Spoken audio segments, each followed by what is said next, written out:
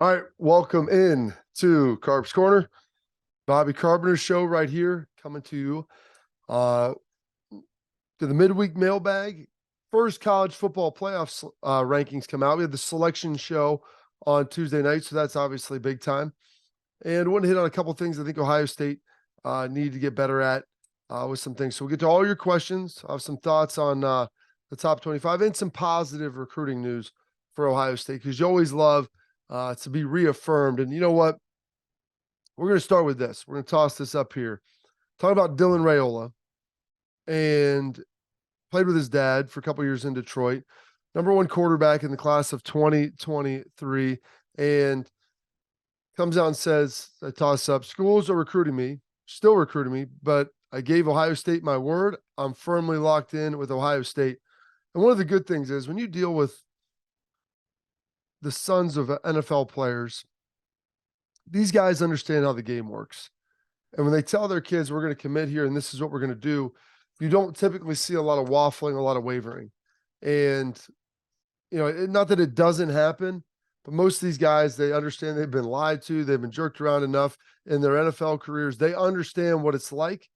When you commit somewhere, this is where you're going to go. You're going to be a man of your word, unless something changes on their end, which can always happen. This is where you're going to go and you're going to stay locked in. So good to see that. Some positive news here for Dylan Raiola. Choosing, obviously, and just making it known that, hey, there's people talking to me, and rightfully so. There's going to be a lot of teams out there trying to poach him away from this Ohio State class that Ryan's shaping up with. It's going to be a pretty darn good one. And he appears to still be locked in, and should be excited to have him here in Columbus before too terribly long. So some good news right there. Couple things Ohio State needs to work on. You know, and this is something that, you know, someone threw out to me, one of the questions that I saw on YouTube, one of the comments below, talking about, you know, how do I feel about the offensive line play? Do I feel like it's good enough to beat Michigan? I think that it can be. There are definitely some issues. Ryan touched on their inability to run the ball at times, and how they need to play better as a unit.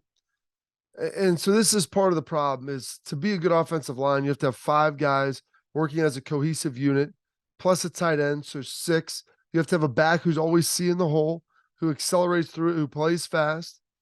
And that can be tough to do. And so Ryan talked about how it's one guy on this play, it's one guy on that play. Like there's different guys on different plays having breakdowns, and they got to eliminate that.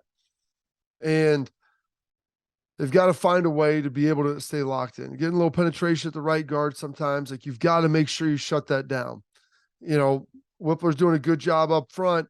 We had some delay of games, combination of him and CJ. Like, we've got to get the ball snapped. And so there's some things here confidence-wise. In Penn State, that was a big road game. It's the first big road test that they have ultimately had. So that's something else that you factor in, you file away, not as an excuse, but as part of an explanation, part of a story. That doesn't mean those things are okay, but you have to find a way to get them corrected. So that's what we're working on. How do you get that corrected? What are you able to do? Because the best 5 guys, I believe, are on the field. I don't think that there's someone that Ohio State's holding back that no one knows about. Like, I feel like this is the group right here that's your ride or die. And so you've got to find a way to get them better. They've shown in spurts, but you have to be consistent on each and every play.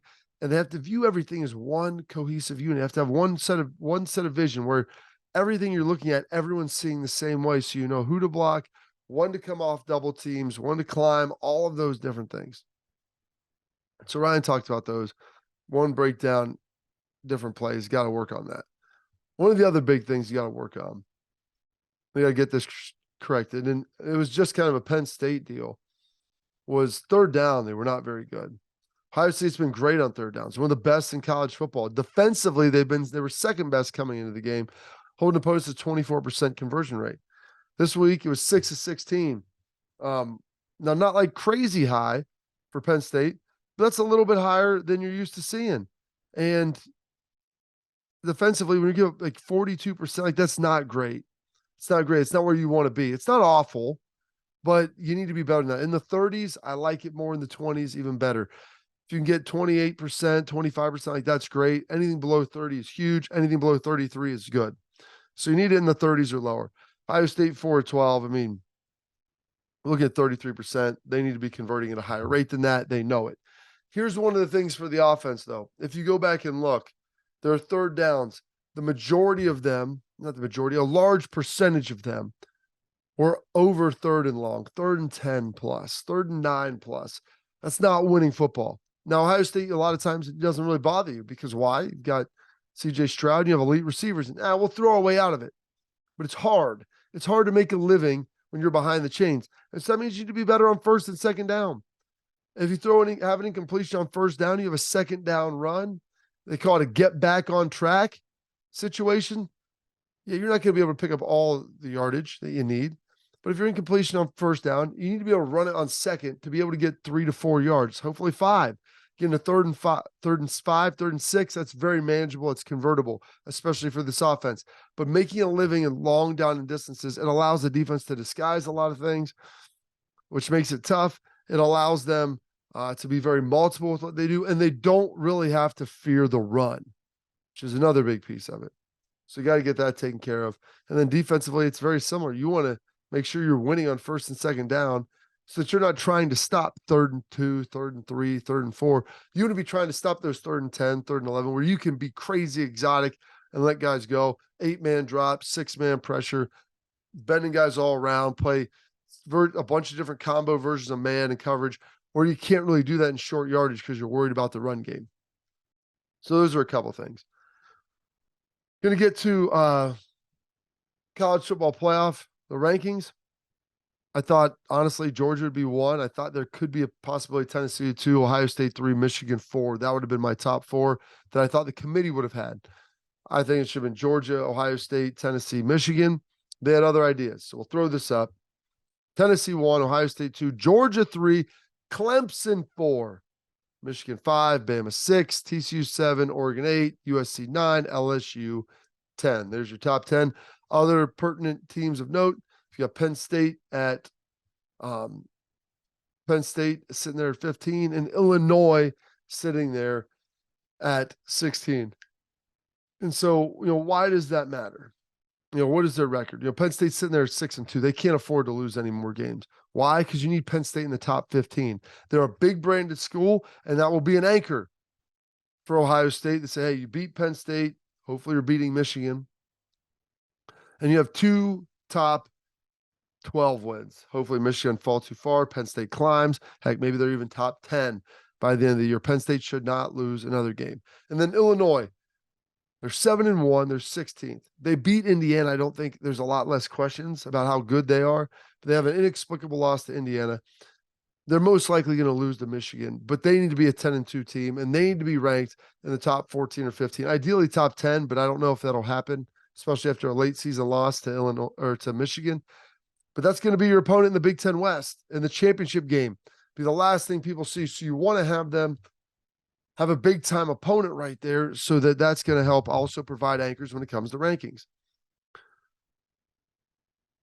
We'll get to sites later about where the CFP is and everything else. But some things of note, talked about the Big Ten. Clemson being 4, very peculiar to me. Yeah, they're undefeated. Yeah, they have a great resume of work over the last 7 to 10 years. Dabo's been really good. He's got a pair of national championships. He's played for a couple more. He's been in the CFP. They've beaten Ohio State. They've beaten Bama. They've beaten the big dogs. For this year, don't look very cohesive on offense. DJ was improving. Had a big step back against Syracuse. Got to bring Klubnik. And now you've got a little bit of a quarterback controversy, trying to figure out exactly what's going on your hands. And there's not maybe a great solution that you're looking at. I think, yeah, they played a tougher schedule, and they've gone through the meat of their schedule. They've got Notre Dame this weekend on the road, and Notre Dame who just beat Syracuse. Maybe they can take them down, but outside of that, they're not losing. They're not losing. Maybe they got North Carolina, I think, in the final in the ACC championship. Should North Carolina get there, that might be a case, but I doubt it. So Clemson, and that's big. Clemson's undefeated. They're getting in. It's going to be hard to keep them out. I mean, I'm trying to find a pathway for 2 Big Ten teams. And the fact that Clemson's ahead of Michigan, I think what that is telling you right now is that the committee is punishing Michigan for a weak non-conference. The fact that they scheduled nobody. It's one thing if you schedule a blue blood and they're not very good. And you're like, hey, scheduled LSU in a down year. Scheduled USC in a down year. Scheduled Notre Dame and they weren't great. But at least we tried. We thought they were going to be good. As opposed to scheduling like Michigan did, where you have UConn and Hawaii. I mean, it's a mess. So not a great situation. TCU sitting there behind Bama 6, TCU 7. Surprised to see that. TCU's had some massive comebacks against big games, but big teams and big games. You're going to want them to lose to be able to find a pathway for potentially 2 teams. So Clemson and TCU need to lose to bump them out. Because especially Clemson, I don't know if their schedule will hold up, and we'll see how TCU's holds up. But I don't think TCU's getting much respect anyway because they don't like their defense. So they've got that. And then LSU at 10. Why is LSU at 10 important? They're 6-2. They're the highest ranked 2-loss team, and they provide an anchor for Alabama should they ultimately lose to Bama. And it's like, hey, we beat the 10th ranked team in the country. They provide anchors up top. And so that's why I think LSU is good, but I feel like they might be seated a couple of spots too high. But now it's a top 10 matchup this week between them and Bama. But in my opinion, they should probably be behind UCLA. I don't know where you put Ole Miss.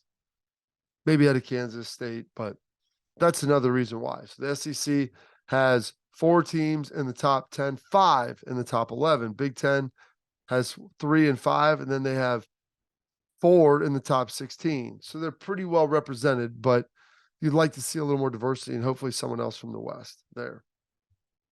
All right.